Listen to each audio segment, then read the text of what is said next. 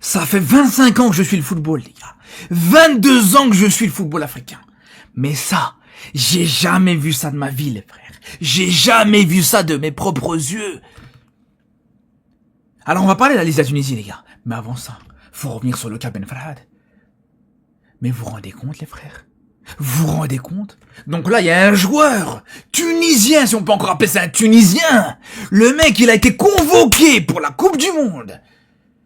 Il était sur la liste pour jouer cette compétition internationale, pour faire le rêve des millions de personnes ou des milliards de personnes sur Terre, réaliser le rêve de millions d'enfants.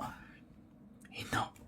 Veille de la conférence de presse de Lamouchi, veille de la conférence de presse de l'annonce de cette liste, le père du joueur téléphone au sélectionneur pour dire non mais mon fils il est pas encore prêt pour jouer cette Coupe du Monde. Mais comment ça ton fils il est pas encore prêt? Comment ça ton fils il est pas encore prêt pour jouer cette Coupe du Monde? Mais il est sérieux ou quoi le daron? Est-ce qu'il est sérieux? Alors les frères, je vous dis la vérité, hein. Je suis pas du genre à parler des parents des joueurs. Je suis pas du genre à mal parler des parents des joueurs. Mais je vous jure, celui-là, les gars, il a complètement pété un câble. Je vous jure, celui-là, les frères, il a complètement pété un câble. Alors on aura l'occasion d'en parler ce soir, les gars. Je vous dis, ce soir on sera en live sur Kik pour parler de ça. Mais je vous dis, pour moi, c'est une dinguerie. Je vous dis, pour moi, le père de ce joueur doit se faire retirer dès maintenant sa nationalité tunisienne. Je suis très sérieux, les gars, parce que pour moi, là, ce qu'il fait, c'est trahison à la nation.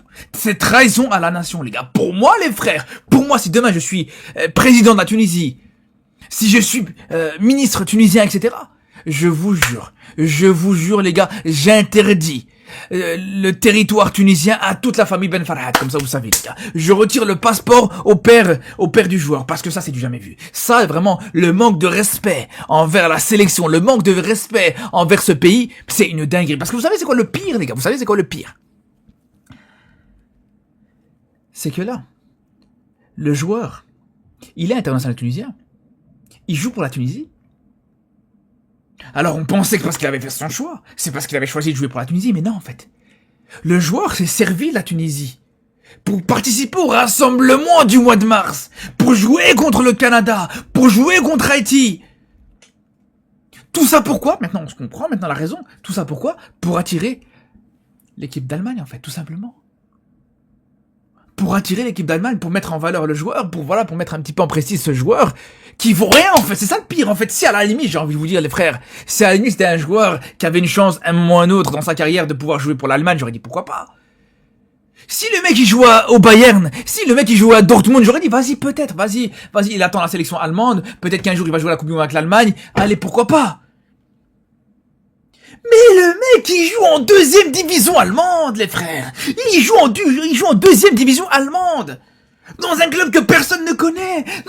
Personne ne calcule. Et là, il te fait la star. Non, mais non, il est pas encore prêt pour jouer la Coupe du Monde. Sous-entendu, voilà, il attend une convocation d'Allemagne. Il sait très bien que là, il peut jouer autant de matchs amicaux qu'il veut à la Tunisie. Mais dès qu'il va jouer un match officiel et surtout une Coupe du Monde, c'est terminé pour lui. Il pourra plus changer de nationalité. Mais c'est quel genre de manque de respect, ça? C'est quel genre de manque de respect? À la limite, tu veux jouer pour l'Allemagne? À ce moment-là, tu refuses toute convocation avec la Tunisie. Tu dis non, voilà, moi je veux pas jouer pour la Tunisie. Mais c'est pas tu joues pour la Tunisie. Tu fais des matchs amicaux. Vas-y pour mettre en valeur ta carrière, pour mettre en valeur le joueur, etc. Mais que juste derrière, au final, tu te rends compte que, non, voilà, quand il y a la Coupe du Monde, mais, non, mais mon fils, il est pas encore prêt. Comment ça, mon fils, il est pas encore prêt? Est-ce qu'on lui a demandé d'aller faire une opération à cœur ouvert? Est-ce qu'on lui a demandé d'aller nous faire le vaccin contre le nouveau virus? Non, pas du tout. On lui demande juste d'aller réaliser le rêve de millions de personnes, le rêve de milliards de personnes sur Terre. Et c'est là où je vous dis, les gars, si vraiment, parce que, allez, en termes de, on va pas se mentir, hein, en termes de binationaux un petit peu opportunistes, les Tunisiens, voilà, on est pas mal, hein. Franchement, on est pas mal entre Omar Rekik, entre Rani Kedira, tout ça, voilà. Comme d'autres sélections africaines. On a connu le cas Issa Diop au Maroc, on a connu le cas de Yassine Adli du côté de l'Algérie, le cas Alban Lafont en Côte d'Ivoire, la liste elle est longue.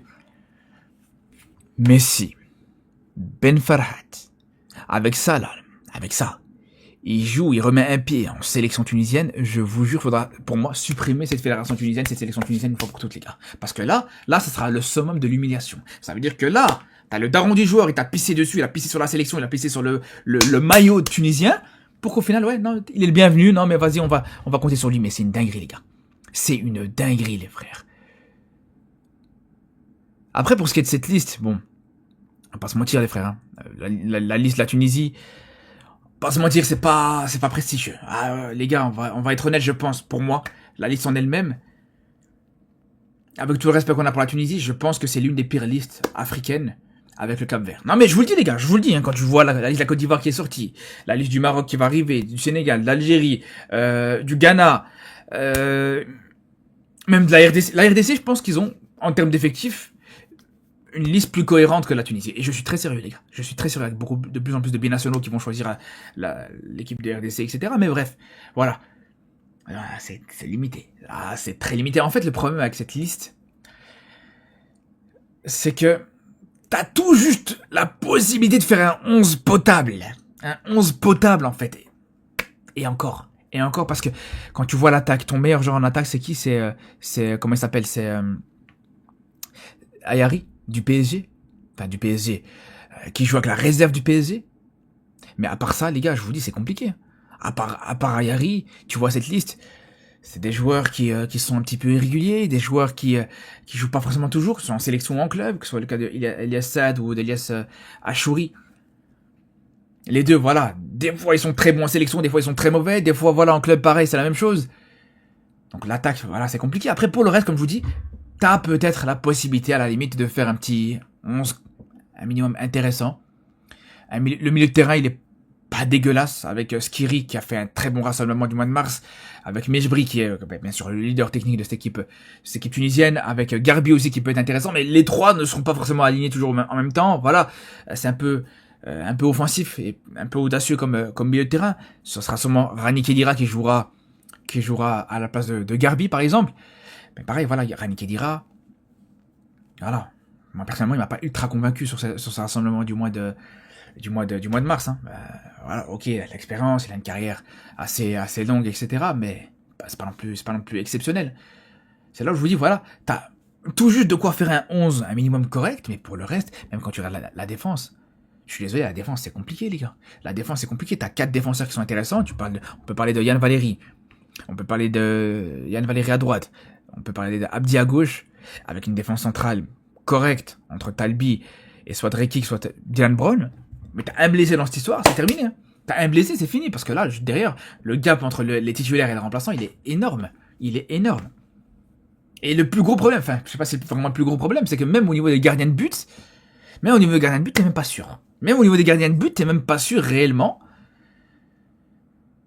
de ce que ça vaut actuellement. La preuve, c'est que là, actuellement, on sait toujours pas qui est le gardien de but titulaire dans cette équipe tunisienne. Même les gardiens concernés ne savent pas c'est qui. Parce que même Lamouchi l'a dit en conférence de presse, il a dit qu'il voulait pas dire aux journalistes qui était le gardien de but titulaire dans cette sélection tunisienne, parce que justement, il n'avait pas encore annoncé au gardien. Donc voilà, franchement, c'est pas une liste, on va pas se mentir les gars, attends, faut dire une chose, faut quand même prendre en compte plusieurs choses. C'est que la liste, elle est pas prestigieuse, c'est vrai. L'effectif est très mauvais, c'est vrai. L'effectif est très limité, c'est vrai. La profondeur de banc est vraiment pas ouf. En termes de qualité intrinsèque, c'est vraiment très très mauvais. Même si, à la limite, tu peux avoir un Ayari qui peut tirer son épingle du jeu, parce que sur le dernier rassemblement, c'était pas dégueulasse non plus. Voilà, t'as des joueurs intéressants, mais voilà, sur l'ensemble de l'effectif, sur l'ensemble de l'équilibre de cette équipe tunisienne, voilà, c'est pas ouf du tout. Mais, il y a quand même un mais. Pratiquement, ça a toujours été comme ça que la Tunisie, en Coupe du Monde. Et ça n'empêche pas que la Tunisie, voilà, je critique cette liste parce que, encore une fois, c'est très limité. Mais ça n'empêche pas que l'équipe tunisienne, l'équipe nationale de Tunisie, c'est l'une des plus grandes nations africaines. C'est la réalité. En Coupe du Monde, c'est l'une des plus grandes nations africaines. C'est la nation, avec le Cameroun et le Maroc, qui se qualifie le plus en Coupe du Monde. Et encore, le Maroc passe devant par rapport au fait que voilà, le Maroc est déjà qualifié d'office sur la prochaine Coupe du Monde. Donc voilà, mais sinon, c'est toujours la même chose. On sait très bien que la Tunisie n'a jamais un effectif extraordinaire, mais ils arrivent toujours à être présents en Coupe du Monde. Ils ont cette expérience en Coupe du Monde. Et ça, pour moi, c'est fort. Et ça, pour moi, c'est à prendre en compte. Maintenant, on sait que l'adversité dans cette Coupe du Monde, ça va être quelque chose, mais l'avantage, c'est que franchement, je pense pas que c'est le groupe le plus difficile. C'est un groupe qui reste malgré tout abordable, qui reste très ouvert, mais surtout, l'avantage aussi, surtout, c'est que la préparation tunisienne, c'est pour moi la meilleure préparation africaine pour une Coupe du Monde. En termes de matchs amicaux, c'est vraiment intéressant. Des équipes variées avec du niveau intéressant. Haïti, Canada, Belgique, Autriche, franchement, c'est pas mal du tout. C'est vraiment pas mal du tout, les gars. Je vous le dis, ce match contre la Belgique va vraiment être très très intéressant. Ce match d'ailleurs va se jouer à guichet fermé, d'après ce qu'on a pu voir en Belgique. Ça va être un match vraiment intéressant à voir et à suivre. Et je pense qu'avec ce match-là, ce qui est intéressant, c'est que voilà, les Tunisiens sont montés vraiment crescendo. On commence avec Haïti, match moyen, enfin adversaire moyen.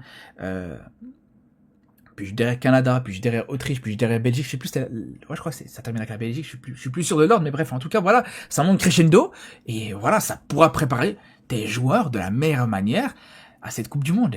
Et ce qui est intéressant, c'est que sur les rassemblements, c'est qu'on a pu voir justement une équipe tunisienne très limitée, très restreinte plutôt en termes d'effectifs, voilà, avec beaucoup de blessures. Malgré tout, voilà, ils ont su faire 2 très bons matchs. Et ça, faut le prendre en compte, clairement. Donc voilà, on aura l'occasion de toute façon de se projeter un petit peu sur la Coupe du Monde tunisienne, comme un petit peu sur la Coupe du Monde de plusieurs équipes. Pour vous dire, pour moi, je vois la Tunisie aller jusqu'où dans cette Coupe du Monde, on aura l'occasion d'en reparler. On se dit à très bientôt et surtout d'ici là, les gars. Prenez soin de vous.